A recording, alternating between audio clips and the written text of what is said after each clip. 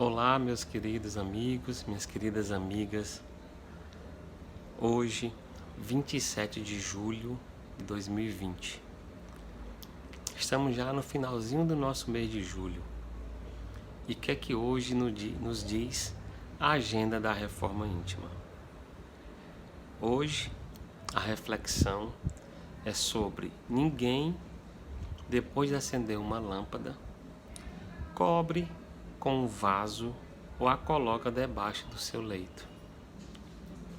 Porque põe-se o candeeiro a fim de que os que entram vejam a luz.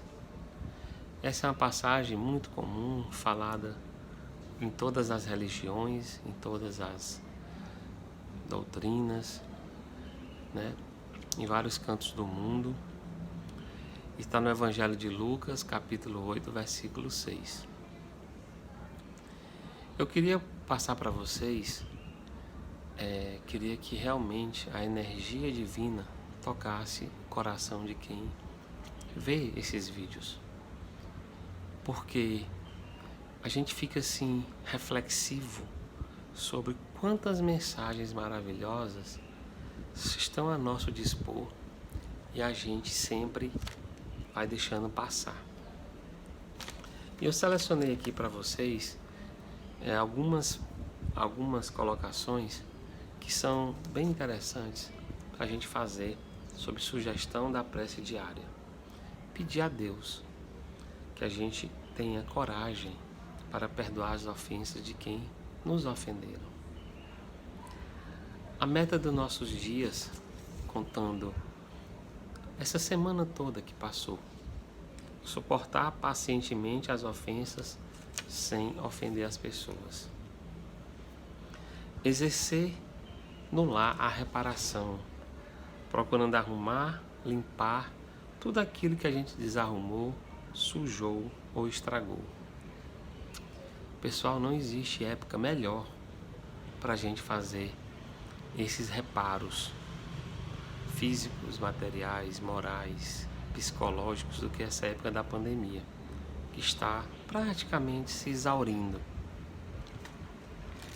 A agenda da reforma íntima continua nos dando sugestões sobre a prece de amor por aqueles que a gente ofendeu.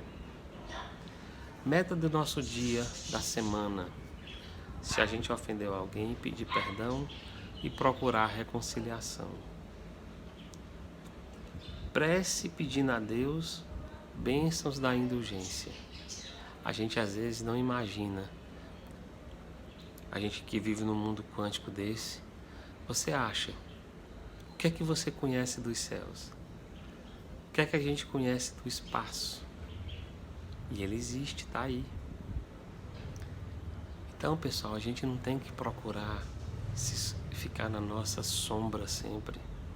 A gente tem que procurar algo de luz para evoluir. E aquilo que a gente consegue fazer de luz dentro do nosso cadinho, do nosso corpo físico, espiritual, psicológico, é as coisas ao nosso alcance. E o que a gente tem muito ao redor de nós, que a gente carrega com muita dificuldade, é o nosso egoísmo, o nosso orgulho, as nossas vaidades, que nos impedem de alçar voos, de seguir em frente. E a gente às vezes nem acredita, por sermos tão desacreditados em nós mesmos, que a gente é capaz de curar muitas enfermidades que a gente mesmo provoca. Ao ponto da gente não acreditar que fazer uma prece a Deus, a um ser superior, que criou, seja qual for sua concepção religiosa, filosófica, tudo isso que está ao seu redor, porque nós não criamos. Nós não sabemos ao certo por que nós realmente existimos, qual o mecanismo que controla as nossas funções fisiológicas, nossas funções psicológicas. Quando o aparelho é danificado por um acidente, a gente fica totalmente perdido do rumo das nossas vidas. Por que não colocar essa vida em função de algo superior que nos ama? Por que não acreditar na prece a Deus que possa nos dar paciência ante as incompreensões alheias. Por que não fazer o exercício como é colocado na agenda da nossa reforma íntima, no mês de julho, o exercício da reparação? Se a gente acredita que um reparo em um objeto físico resolve, imagina um reparo num objeto psicológico e espiritual. A grandiosidade desse conceito. Então assim, pessoal, hoje eu trago para vocês esses tópicos e vou citar aqui uma mensagem desse livro, Páginas Esparsas de Miramês, psicografada por João Nunes Maia.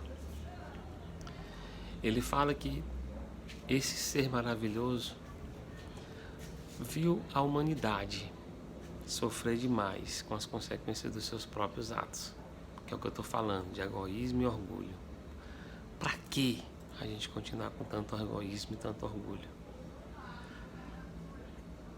Para quê? Faça essa pergunta para você. Então, dê essa dor que vem advinda do nosso egoísmo, de estar só, de querer as coisas só pra gente, né? Fez a gente sofrer muito e faz a gente sofrer muito. Então Deus, compassivo, envia Moisés naquela época. E Moisés, com todo o seu rigor do espírito, apropriado ao tempo, né? Aquela situação, nos traz a justiça do ponto de vista energético e liberta o povo hebreu do domínio da servidão do Egito. Vamos ler, vamos rever essas histórias, porque faz parte da nossa fixação de consciência. Mesmo assim, boa parte daquele povo ainda não saiu da escravidão na ignorância, mas saiu uma boa parte.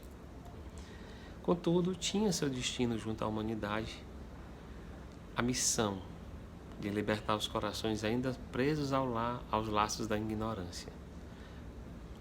Ouvindo a voz dos servidores de Jesus, aqueles que se transformaram com Moisés, foi feito um processo evolutivo que a gente chamou naquela época dos 10 mandamentos. Faça uma retrospectiva se você cumpre pelo menos 5. Aí você vai ver se você cumpre 5 mandamentos, você ainda não recebeu, não tocou o seu coração a época de Moisés. Você vive lá naquela época. Porque aquele povo todo que vivia naquela época foi tocado por aquela energia quintessenciada de amor e disciplina que o povo, antes do Cristo, precisava. Então, se nós que vivemos hoje, depois do Cristo, ainda não cumprimos consciencialmente os 10 mandamentos, nós somos aquele povo lá, atrasado ainda. Só que uma parte da humanidade evoluiu, e aí pediu calorosamente aos céus, lamentando que viesse alguém clarear aquelas informações de Moisés. Aí veio o Cristo. O Cristo veio, trouxe consigo o amor, a clareza, a alegria, sintetizou os 10 mandamentos em 2. E ele disse: amar a Deus sobre todas as coisas e o próximo como a ti mesmo. Aí nós fazemos essa pergunta agora: você ama Deus acima de tudo? Acima de tudo. E você ama o próximo como você poderia se amar?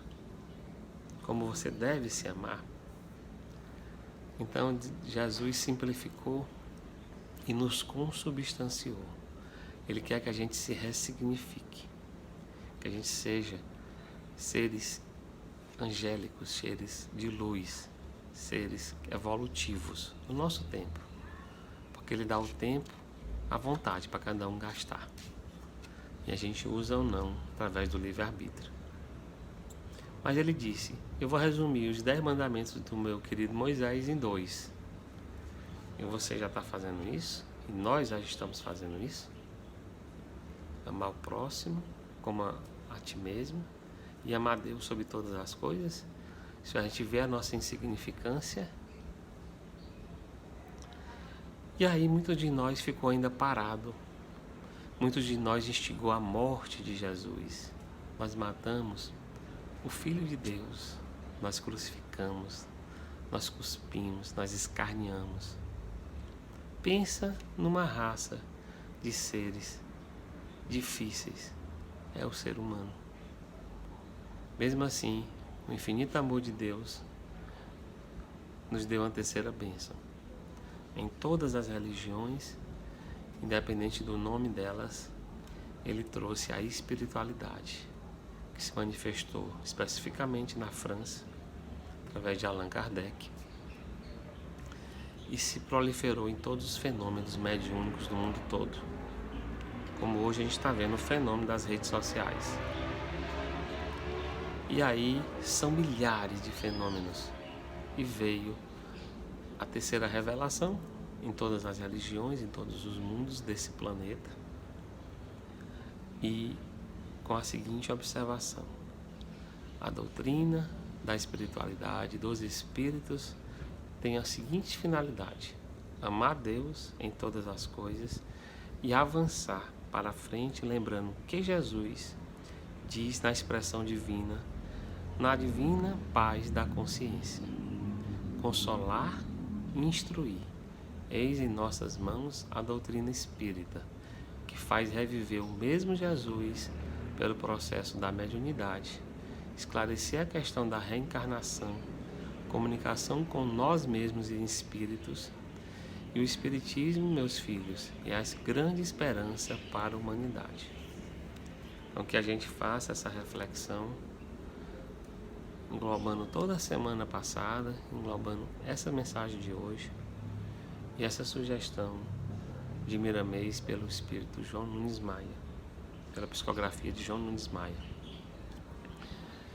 Essa é a minha mensagem a todos nós, que a gente consiga introspectar essas lindas informações enquanto nós estivermos usando esse corpo, vivendo aqui na Terra, tendo a oportunidade de reparar, construir e amar. Essa é a minha mensagem de hoje para todos nós. Um grande beijo.